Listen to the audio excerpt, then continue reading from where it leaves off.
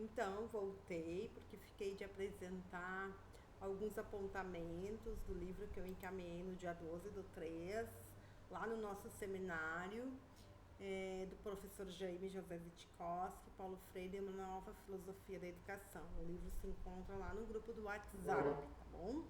Foi um livro publicado em 2022 pela Circula, aqui em Porto Alegre.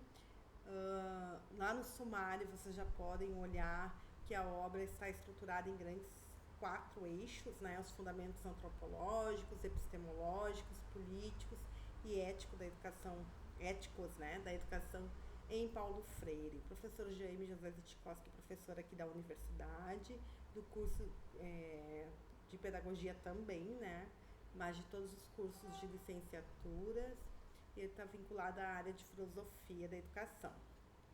Então, quem é ele? Né? É um filósofo, educador, tem graduação e seu mestrado foi em filosofia, o doutorado em educação aqui na URGS. Ele atua nessa área que eu já disse para vocês, que é filosofia da educação, e no programa de pós-graduação em educação. Neste programa, o Paulo Freire é um dos autores que ele estuda. Os temas são educação popular, universidade e emancipação social. O próprio livro, né, vai mostrar para nós quem são as referências do Jaime. E também eu acho que é oportuno falar, já que dia 19 agora de março, a gente vai participar do pré-fórum de estudos e leituras de Paulo Freire, que o Jaime é um dos organizadores do dicionário Paulo Freire, junto com Danilo Streck e o Redim. Isso mostra já para nós que não se trata só de um livro, né, a mais sobre filosofia da educação em Paulo Freire. Sim, é um livro a partir de um pesquisador do campo filosófico e educacional que vem estudando a obra de Paulo Freire. Qual é o tema central deste livro? Né? Um livro vai trazer para nós, né, vai sustentar que o Freire apresenta uma filosofia da educação consistente, original e propositiva. O autor vai sustentar que, mesmo sem ter sido, né, o Freire escrito em um sistema filosófico, lá naqueles moldes clássicos, o Paulo Freire elabora fundamentos filosóficos próprios para pensar a vida humana, a educação, o conhecimento, a política, a ética e a própria história.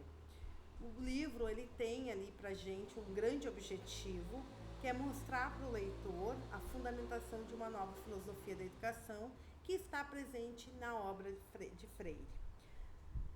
Toda obra, todo livro tem sempre um problema, né?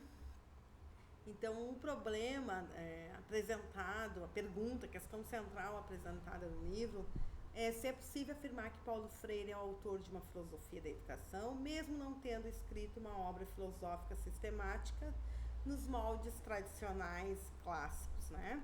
Então, a introdução do livro já deixa bem claro, nos situa que a questão surge porque Freire não elaborou sistematicamente um discurso da racionalidade.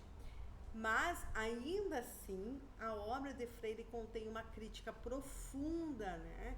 Importante, necessária, consistente aos modelos dominantes, né, de racionalidade do Ocidente, e propõe novas bases teóricas, filosóficas para a vida humana em sociedade.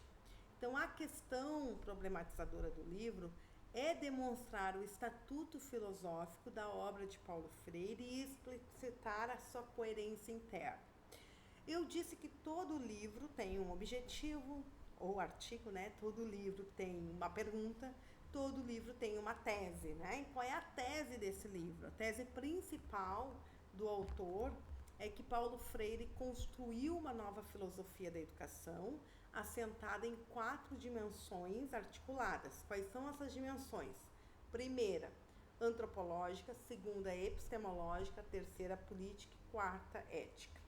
Essa filosofia tem como núcleo um humanismo libertador, dialógico, crítico, criativo e ético. E esse humanismo libertador, dialógico, crítico, criativo e ético é orientado para a humanização do mundo. Se é orientado para a humanização do mundo, Ele deve buscar a superação de todas as formas de opressão. Até aqui, ok?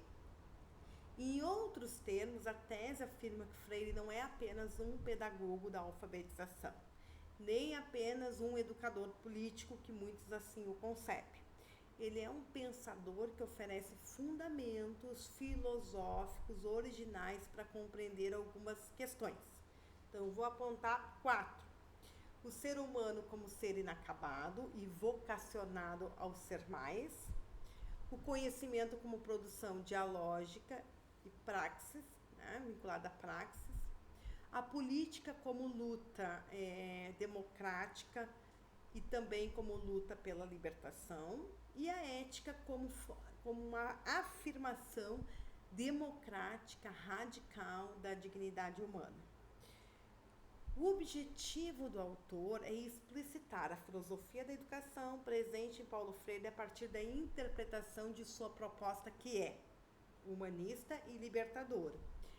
Zitkovsky procura mostrar que essa filosofia se constitui como alternativa tanto à racionalidade iluminista moderna quanto às correntes pós-modernas que renunciam à fundamentação filosófica. Então, vejam aqui duas questões, né? Assim, o Paulo Freire vai aparecer como autor que faz uma crítica à razão dominante sem abrir mão da utopia, sem abrir mão da esperança, do diálogo e da emancipação. Todo livro, todo texto, toda tese, toda dissertação, todo artigo tem uma estrutura de argumento. E o próprio sumário do livro é bem revelador, né, dessa estrutura. A obra vai organizar a filosofia da educação freiriana em grandes 4, digamos, blocos, né? Primeiro, já disse antes, que é os fundamentos antropológicos, discutir a epistemologia, uma nova epistemologia, a dimensão política e os fundamentos éticos. Isto mostra para nós um pensamento articulado e coerente, né, com o próprio Paulo Freire. Algumas questões centrais são levantadas pela obra, né? Então, o livro vai girar em torno de algumas perguntas fundamentais. E toda a filosofia nos convida a perguntar, né? Então, vou trazer as perguntas que estão em torno desse livro. Quem é o ser humano em Paulo Freire? Então, o autor mostra que Freire pensa o ser humano como ser inacabado, inconcluso, consciente dessa inconclusão, historicamente condicionado, mas não determinado, vocacionado a ser mais, a humanização. Então, aqui já vai dialogando com a questão antropológica. Depois, o que é conhecer? Conhecer em Freire não é receber conteúdos prontos, mas construir sentido a partir da relação dialógica entre consciências e mundo, articulando reflexão e ação. Então, o conhecimento nasce de uma abertura ao mundo e se realiza na praxis transformadora. Aqui está a segunda questão, a questão epistemológica. Depois, qual a relação entre educação e política? A pedagogia freiriana é inseparável da luta contra a opressão, a desigualdade, está associada à defesa dos oprimidos, da radicalidade do diálogo, da construção democrática, da libertação. O político e o pedagógico sempre andando juntos, né? Aparecem articulados. Então, aqui está a dimensão política, naquilo que eu disse que a obra se organiza em 4 grandes blocos, tá? E, por fim, a outra pergunta, como pensar a história? Freire compreende a história como possibilidade, não fatalismo. Sonho, esperança e utopia, aqui são os motores da ação humana do mundo, não são tratados como acessório. Então, aqui a gente tem o quê? Os fundamentos éticos, né? A outra questão é retomar os conceitos e algumas definições centrais no livro. Então, uma das bases da leitura aqui é que Freire entende o ser humano como ser inacabado. O que o diferencia não é apenas o inacabamento biológico, mas a consciência da sua própria inconclusão. Isso funda a educabilidade humana, a abertura ao mundo, a possibilidade de transformação histórica. Então, aqui a gente tem um conceito fundante, o ser humano como inconclusão.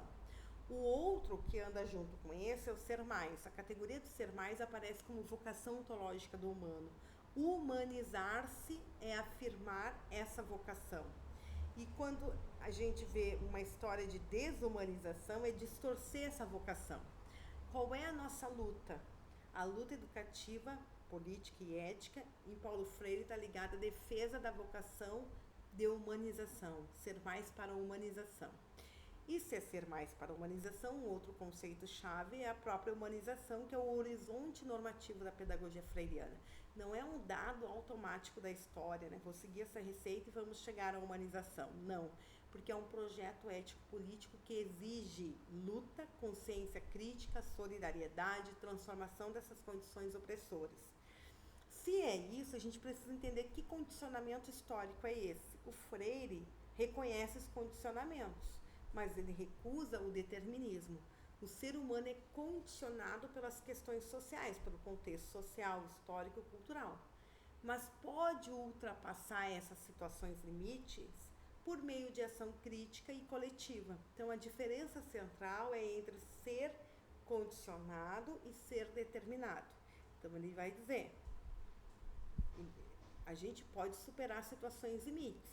Estamos condicionados, mas não somos determinados pelas condições. Por que ele diz isso? Porque ele vai entender a história como possibilidade. A história não está pronta, nem segue leis prontas, né? Para Freire, o futuro permanece aberto à intervenção humana. Por isso que o sonho, a esperança e a utopia têm um papel constitutivo em sua pedagogia e em sua filosofia. E o autor da obra vai insistir que essa visão rompe tanto com os fatalismos conservadores, quanto com os determinismos mecânicos, muitas vezes até de esquerda, né? Que ele vai trazer pra gente. Mas para que a gente, né, precisa saber de tudo isso? Porque estamos falando de educação escolar neste caso, então conhecimento. Na interpretação do Zittkowski, o conhecimento em Freire é processo dialógico, é processo histórico e transformador. Não há conhecimento verdadeiro sem relação viva entre teoria e prática. Reflexão é ação, sujeito e mundo, né? Por isso que conscientização não é somente uma tomada de consciência, mas é a passagem da curiosidade ingênua à curiosidade crítica e epistemológica, articulada à praxis transformadora, que vai buscar um processo de conscientização. E isso envolve leitura do mundo, compreensão das contradições, inserção crítica na realidade. Como que se dá essa inserção crítica na realidade? Com compromisso e diálogo. Então, o diálogo é um fundamento antropológico, epistemológico, político e ético. Não é essa conversa, né? Não é uma roda de conversa, mas é uma relação intersubjetiva que sustenta a produção do conhecimento, né? Sustenta a democracia, a libertação. Então, vai mostrando para nós que a dialogicidade é tomada como um ponto importante, necessário, e que é um traço básico da natureza humana e da cultura biófila, né? Que o próprio Paulo Freire nos propõe. E aí, por que, afinal de contas, o Paulo Freire é considerado um filósofo? Essa é uma das partes mais importantes, né? Porque o autor não diz Freire é filósofo porque escreveu tratados abstratos ou porque permanece em uma escola filosófica clássica. Não. Freire é considerado filósofo porque ele elabora na sua obra, no seu conjunto de obras, fundamentos sobre a condição humana.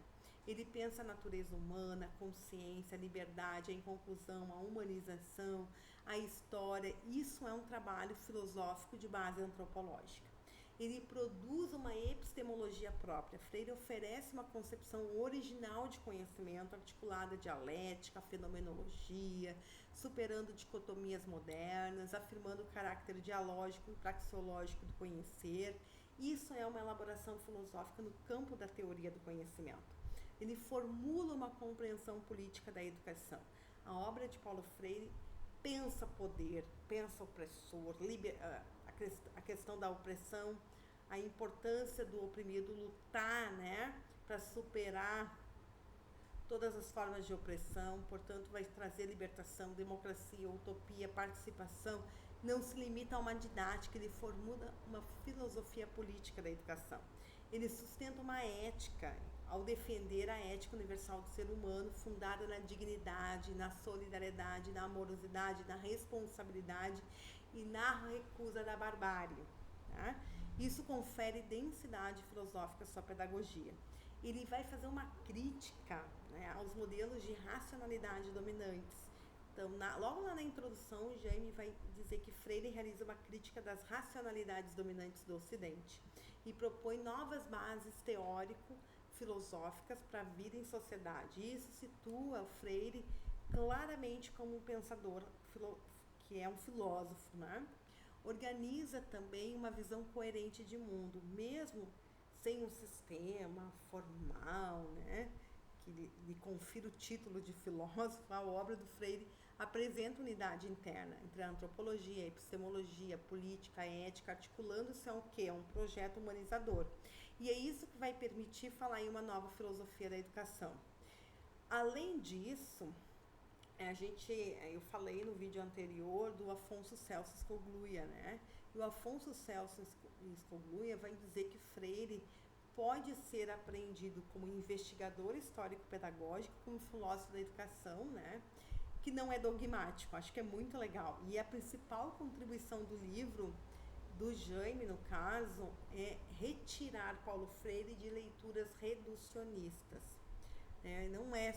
Freire não é sinônimo de método de alfabetização. Freire não é sinônimo de um pedagogo que atuou em contextos não escolares. Ou Freire não pode ser lido apenas como um gestor ou como um autor militante sem densidade teórica. Bem ao contrário, o livro vai mostrar que há em Freire uma concepção ampla de ser humano, de conhecimento, de política, de ética, de estética, que é capaz de fundamentar uma filosofia da educação rigorosa e original.